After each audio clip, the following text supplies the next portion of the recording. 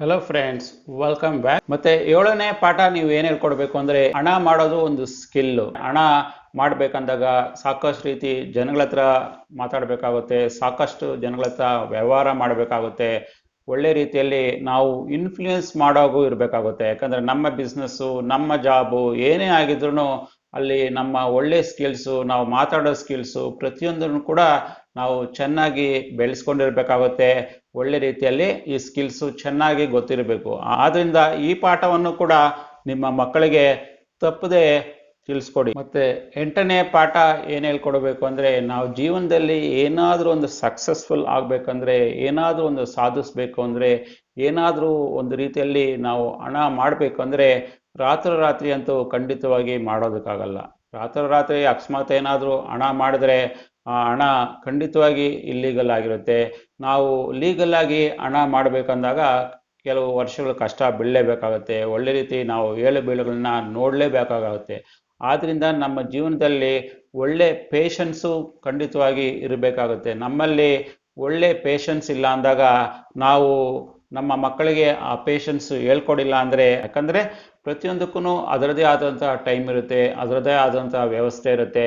ನಾವು ಆ ಟೈಮಲ್ಲಿ ಪೇಷನ್ಸ್ ಇದ್ದಾಗ ಮಾತ್ರ ನಮ್ಮ ಜೀವನದಲ್ಲಿ ಏನಾದರೂ ಒಂದು ಸಕ್ಸಸ್ಫುಲ್ ಆಗೋಕ್ಕೆ ಸಾಧ್ಯ ಇರುತ್ತೆ. ಆದ್ದರಿಂದ ನಾವು ನಮ್ಮ ಮಕ್ಕಳಿಗೂ ಕೂಡ ಈ ಎಲ್ಲ ರೀತಿಯ ಎಕ್ಸಾಂಪಲ್ಗಳನ್ನ ತಿಳಿಸಿ ಅವರಿಗೆ ಒಳ್ಳೆ ರೀತಿಯಲ್ಲಿ ಯಾವ ರೀತಿಯಲ್ಲಿ ಪೇಷನ್ಸ್ನ ಬೆಳೆಸ್ಕೋಬೇಕು, ಯಾವ ರೀತಿ ಪೇಷನ್ಸ್ ಆಗಿ ನಾವು ಲಾಂಗ್ ಟರ್ಮಲ್ಲಿ ಕೆಲಸ ಮಾಡಬೇಕು, ನಾವು ಯಾವ ರೀತಿ ಲಾಂಗ್ ಟರ್ಮಲ್ಲಿ ಹಾರ್ಡ್ ವರ್ಕ್ ಮಾಡಬೇಕು ಅನ್ನೋದನ್ನು ಹೇಳ್ಕೊಟ್ಟಾಗ ಮಾತ್ರ ಅವರು ಒಳ್ಳೆ ರೀತಿಯಲ್ಲಿ ಹಣ ಸಂಪಾದಿಸ್ಬೋದು, ಒಳ್ಳೆ ರೀತಿಯಲ್ಲಿ ಹೆಸರು ಸಂಪಾದಿಸ್ಬೋದು, ಒಳ್ಳೆ ರೀತಿಯಲ್ಲಿ ಸಮಾಜದಲ್ಲಿ ಅವ್ರಿಗೂ ಕೂಡ ಒಂದು ಸ್ಥಾನನ ಪಡ್ಕೊಳ್ಬೋದು.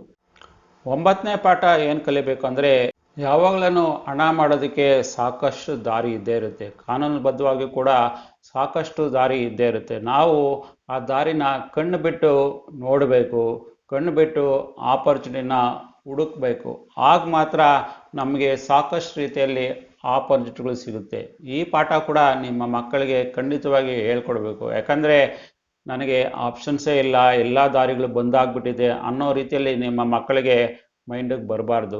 ಆದ್ದರಿಂದ ನೀವು ನಿಮ್ಮ ಮಕ್ಕಳಿಗೆ ಯಾವ ರೀತಿಯಲ್ಲಿ ಮಕ್ಕಳು ಡಿಫ್ರೆಂಟ್ ಆಪರ್ಚುನಿಟಿನ ಉಟ್ಕೊಳ್ಬೇಕು, ಎಂಥ ಕಷ್ಟದ ಸಮಯದಲ್ಲೂ ಕೂಡ ನಾವು ಒಳ್ಳೆ ರೀತಿಯಲ್ಲಿ ಯೋಚನೆ ಮಾಡಿದಾಗ, ಒಳ್ಳೆ ರೀತಿಯಲ್ಲಿ ಥಿಂಕ್ ಮಾಡಿದಾಗ ನಮಗೆ ಖಂಡಿತವಾಗಿ ನಾನಾ ದಾರಿಗಳು ಖಂಡಿತವಾಗಿ ನಮಗೆ ಸಿಕ್ಕೇ ಸಿಗುತ್ತೆ.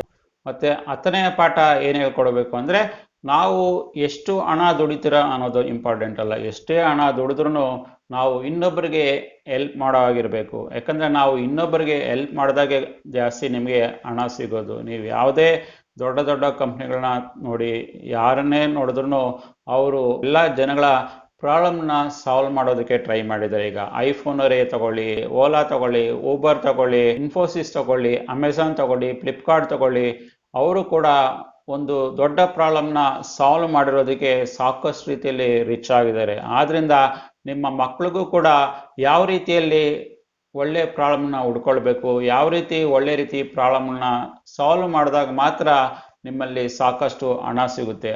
ಆದ್ದರಿಂದ ಈ ವಿಷಯನೂ ಕೂಡ ನಿಮ್ಮ ಮಕ್ಕಳಿಗೆ ಯಾವ ರೀತಿ ಹಣ ಮಾಡ್ಬೋದು, ಯಾವ ರೀತಿ ಲೀಗಲ್ ಆಗಿ ಹಣ ಮಾಡ್ಬೋದು ಅನ್ನೋದು ಕೂಡ ನೀವು ಮಕ್ಕಳಿಗೆ ಹೇಳ್ಕೊಡ್ಬೇಕು. ಇದರಿಂದ ಅವ್ರಿಗೂ ಕೂಡ ಹಣ ಬರುತ್ತೆ, ಮತ್ತು ಇದರಿಂದ ಬೇರೆ ಜನಗಳಿಗೂ ಕೂಡ ಸಾಕಷ್ಟು ರೀತಿಯಲ್ಲಿ ಹೆಲ್ಪ್ ಆಗುತ್ತೆ ಅನ್ನುವ ಮೂಲಕ ಈ ವಿಡಿಯೋನ ನಾನು ಇಲ್ಲಿಗೆ ಎಂಡ್ ಮಾಡ್ತಾ ಇದ್ದೀನಿ.